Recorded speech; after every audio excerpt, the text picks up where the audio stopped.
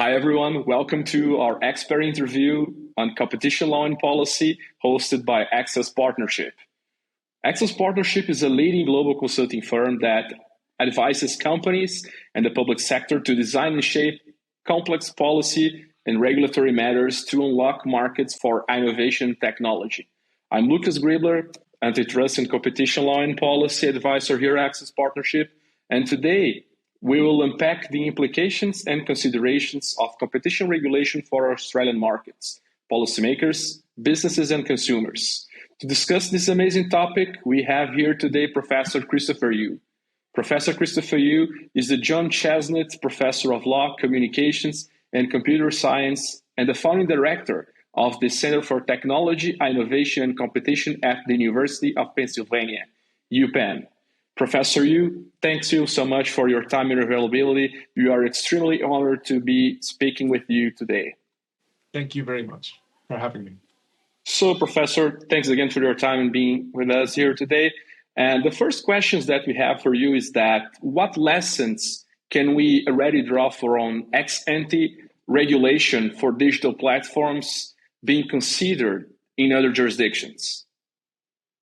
Well, thank you very much for having me. It's a pleasure to be here. In terms of the lessons we can draw from other jurisdictions, one of the biggest headlines is that the Digital Markets Act that Europe has enacted has received significant criticism from European scholars. It has not been very well received in many quarters. For example, this summer, there was a major conference co-sponsored by the Organization for Economic Cooperation and Development, also known as the OECD, jointly sponsored with the European University. And so these are significant organizations. And the amount of criticism of the approach taken by the DMA at that conference was quite significant. There's another annual antitrust conference that's very well attended, well respected, held in Greece called the Cressy Conference. And again, enormous criticism of that act and it's the basic approach that it takes.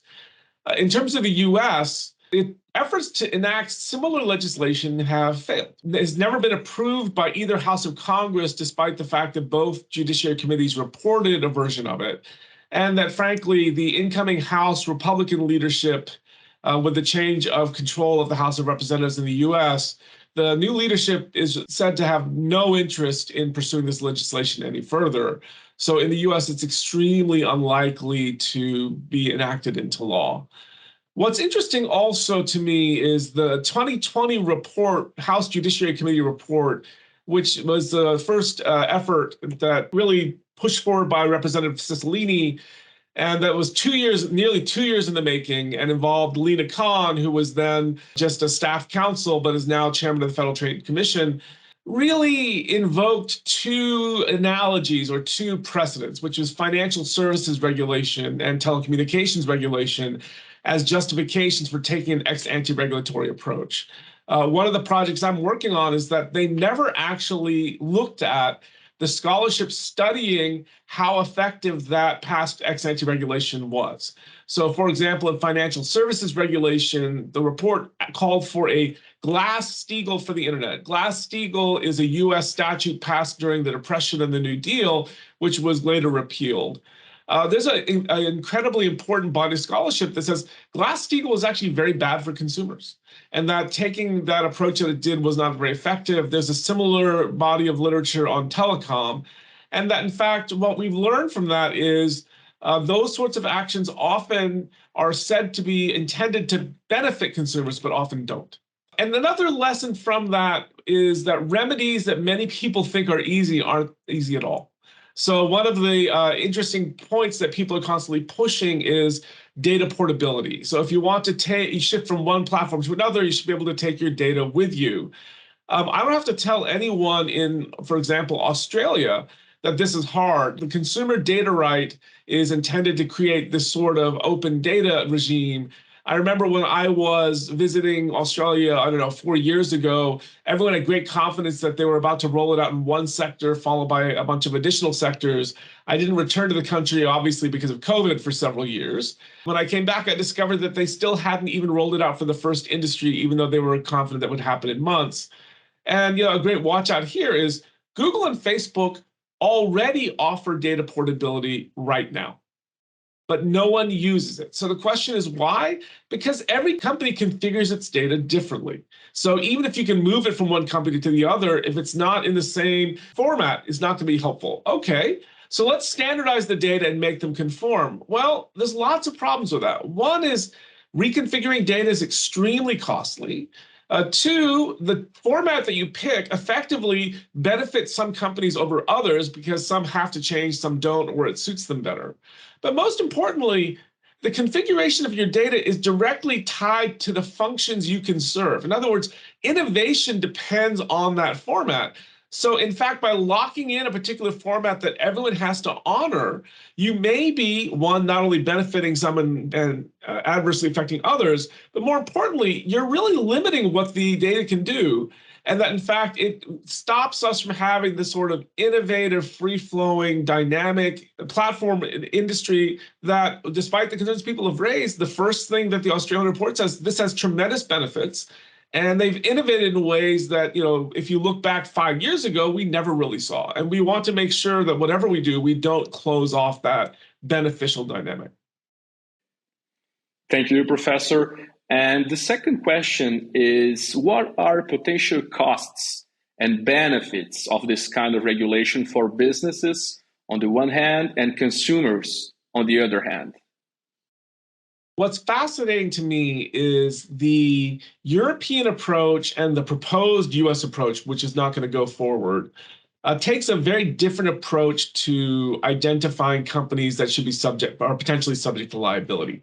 They focus on the number of subscribers or the amount of revenue, and this is an approach that Australia has largely endorsed.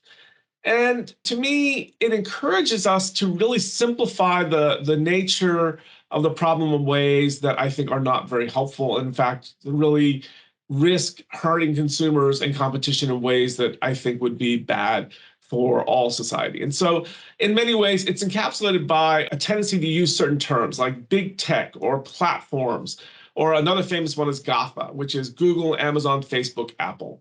Terms like this encourage us to lump together very different businesses and gloss over the variations among them and treat them all the same. So, and the idea that they should be all that the same size in terms of revenue or in terms of number of users would be relevant for the GAFA companies, one of which is a search company, another is an e-commerce and cloud provider, a third is a social networking company, and Apple's basically an equipment company because they've tried to do other businesses, but the vast majority comes from equipment. The idea that the relevance of size and revenue would be exactly the same and the threshold for imposing liability across all of them should be exactly the same is really unfortunate. I mean, I think that it causes a sloppiness in analysis that traditional antitrust or traditional competition law doesn't. Traditional competition law invites case-by-case analysis and looking at individual proof of a particular business model and see the impact that it has on consumers and competition. The other big problem with the approach taken by the DMA and the proposed US legislation is it doesn't really tailor the remedies to the harm. So for example, in the DMA, if you are considered a covered platform, you're forbidden from taking 7 actions without actually studying what it is about their conduct that creates the harm. And that's not what traditional competition law does. They tailor the remedy to the nature of the harm and make sure you address the problem and only the problem, because then you can over-engineer it. And there's 11 further actions that are prohibited on a case-by-case basis.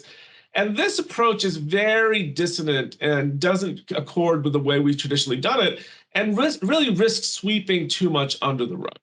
So for example, many practices that are forbidden are in fact ambiguous.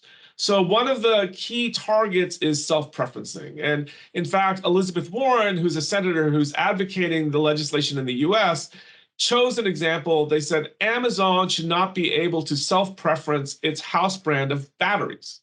And this provoked a response from my colleague, Herb Hubbenkamp, who's the author of the leading antitrust treatise. And he said, if you look at the data, the battery market in the US is dominated by 2 companies, Eveready and Duracell, and have some of the highest markups above cost of any industry in the US. And that the Amazon batteries are half the price of Eveready and Duracell. And so the point he was making is that, yes, this is self-preferencing, but it's self-preferencing that's enormously beneficial to consumers. By spotlighting for consumers this alternative they may not really be aware of, that would actually encourage prices to drop and give people better value than what they're facing before. Unfortunately, the kind of blanket prohibition of self-preferencing and other conduct that is associated with a lot of these approaches really doesn't take those issues into account. And then I would say lastly, the other cost is ex-ante regulation is supposed to be clearer. Unfortunately, what we're seeing in Europe is those benefits have proven illusory. In fact, the provisions are stated in such general terms, no one really understands now what is expected of them. It's going to take them years.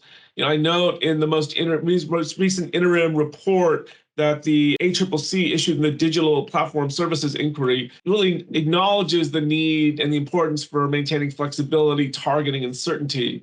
That's, I think, key things. But when you look at the lessons from other jurisdictions, we're discovering that's going to be extremely hard to do. And for reasons that I'm happy to elaborate on for the questions, I think is going to be quite a bit of a challenge for ACCC to implement.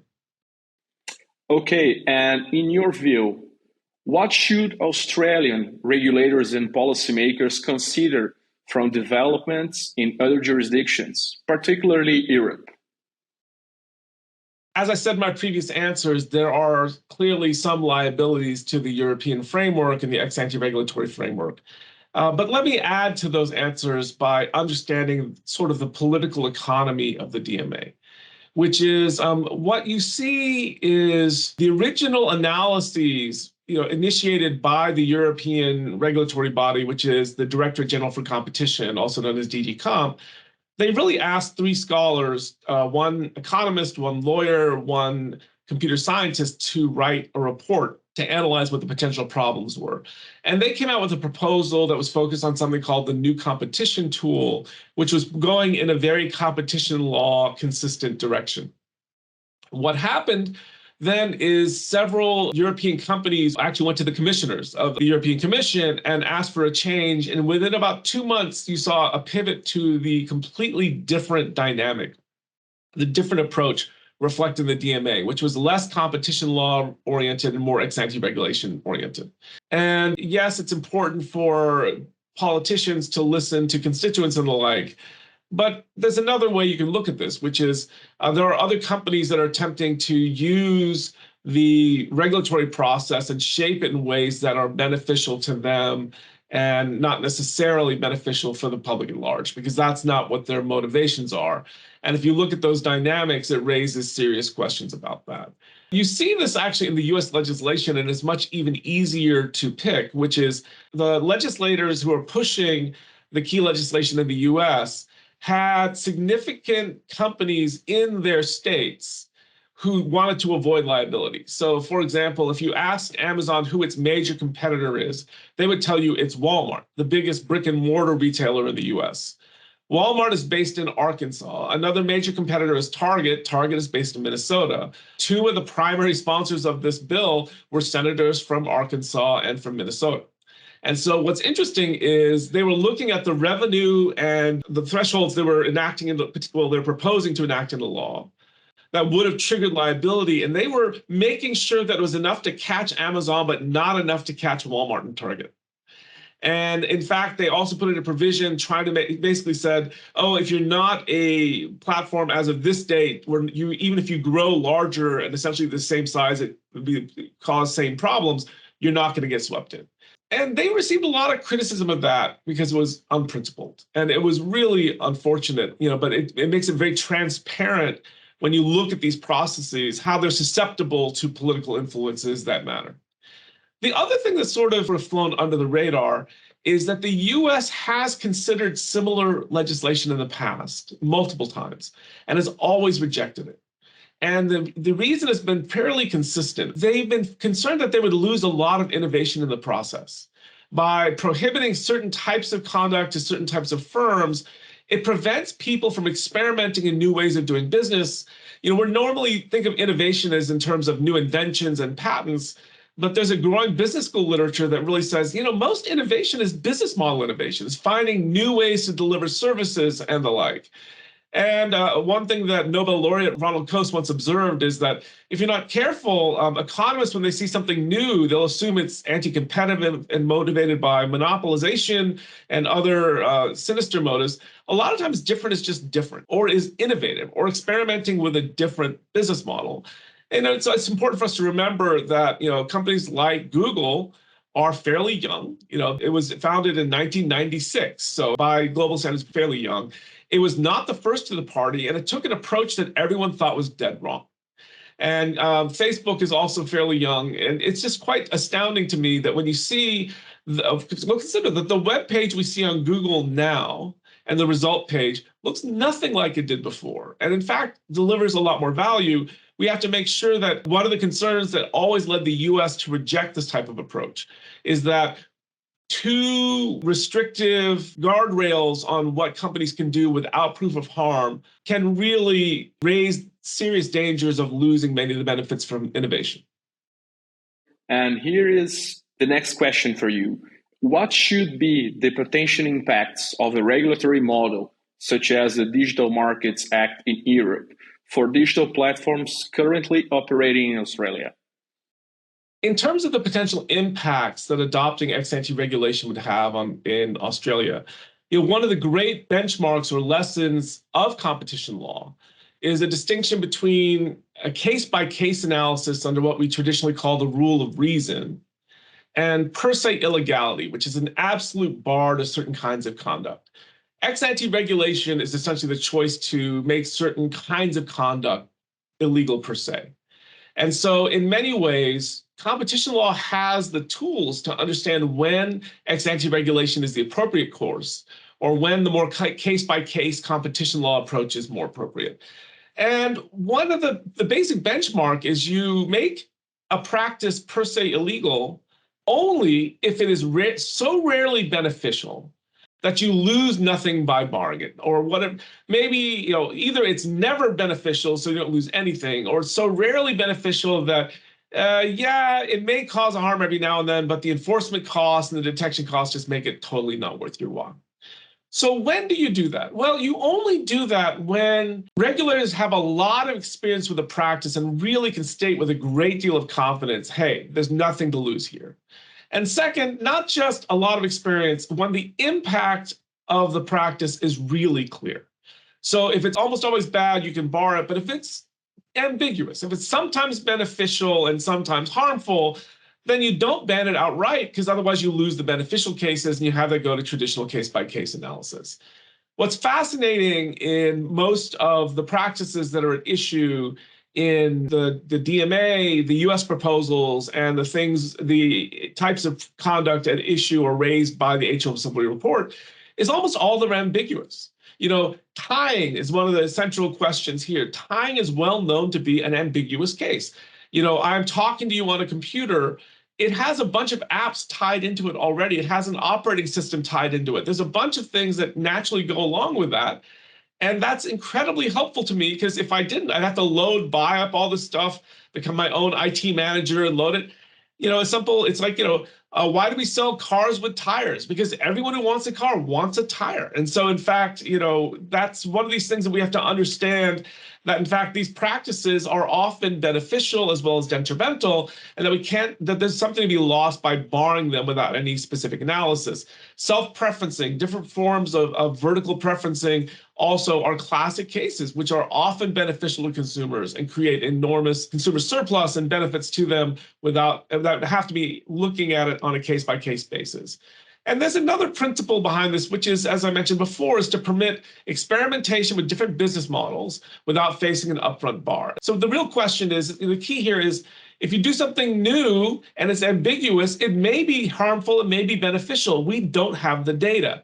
And if you put a prohibition of it up front, we never get the data because we never find out. And so the ex post case-by-case approach says, you can try it and we'll learn from that. And if it's a problem, we can come back and bring a traditional antitrust case against it. But the problem with ex-ante prohibitions, the ambiguous cases disappear. And that, in fact, people want to try new things, lose the ability to do that.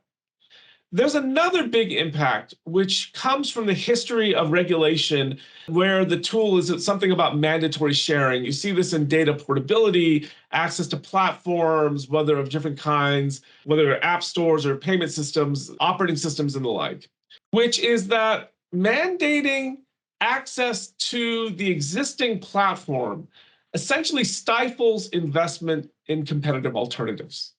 Why should I invest the resources to develop my own alternative when I can get access to the one that exists today?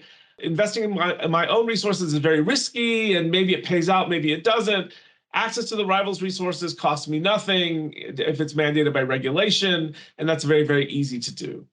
What we've learned from the history of regulation is if there's only one of those resources, that platform is not replicable and there's no possibility of competitive entry, then yes, it may make sense to mandate access to it, because trying to stimulate investment in alternative is not going to be a good use, is not going to happen because it's not feasible.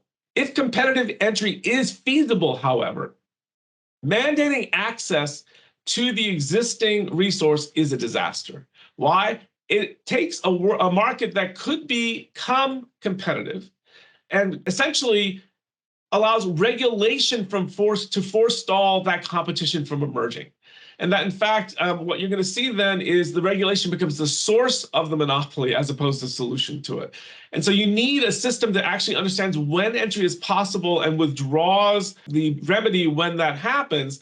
And our ability to do that, first, government processes take minimum 6 months just for meeting the necessities of due process. But you also have to make the judgment if the decision maker is really going to be able to understand that, whether they'll be able to resist the political influences that are brought on them, because every change creates winners and losers.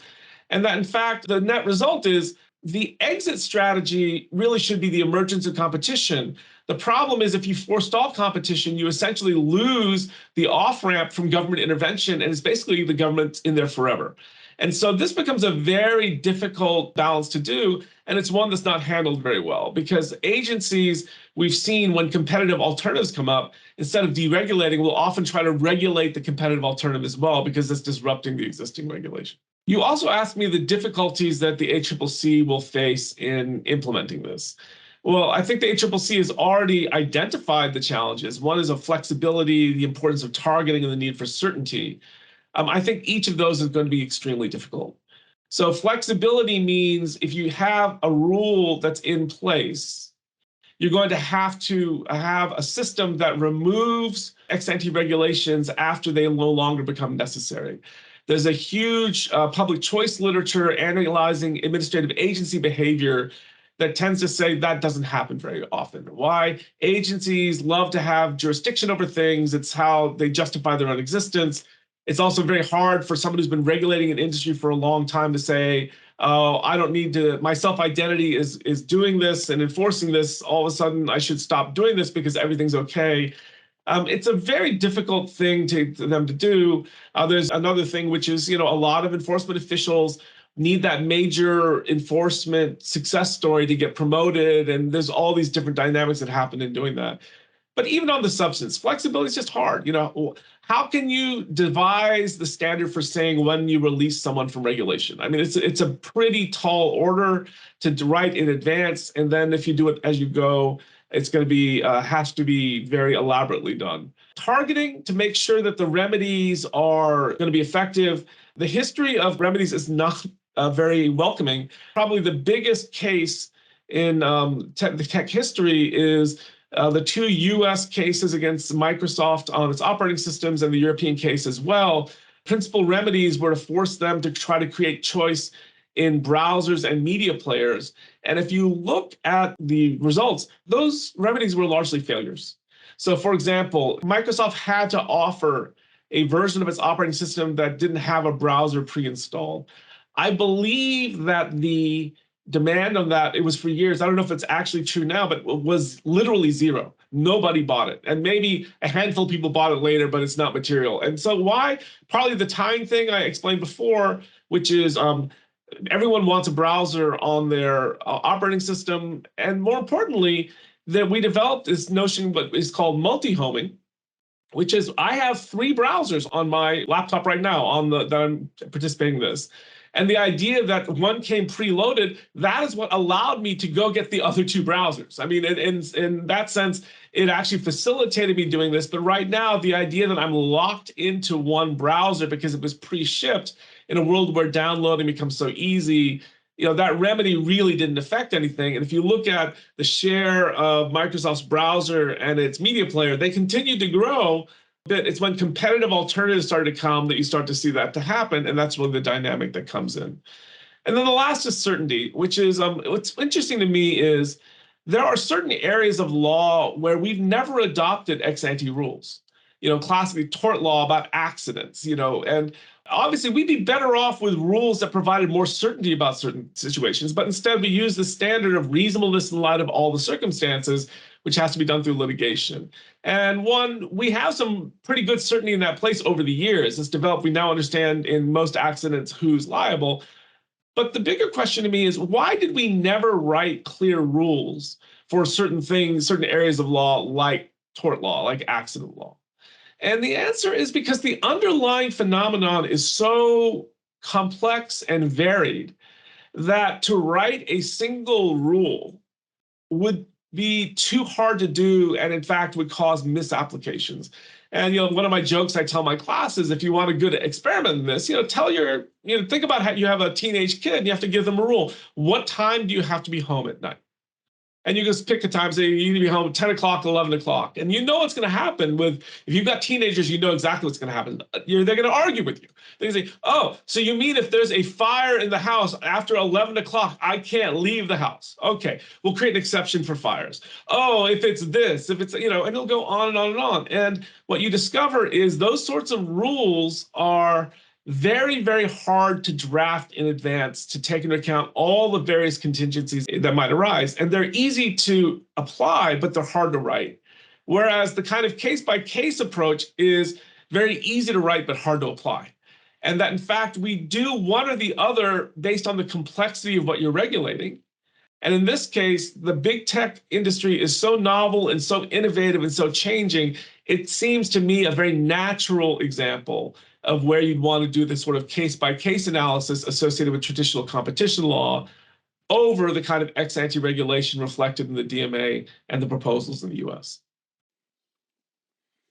Professor Yoo, as a final remark, do you want to add something? Well, I'm delighted that Access Partnership is hosting this important dialogue. These are key issues that are confronting the entire world.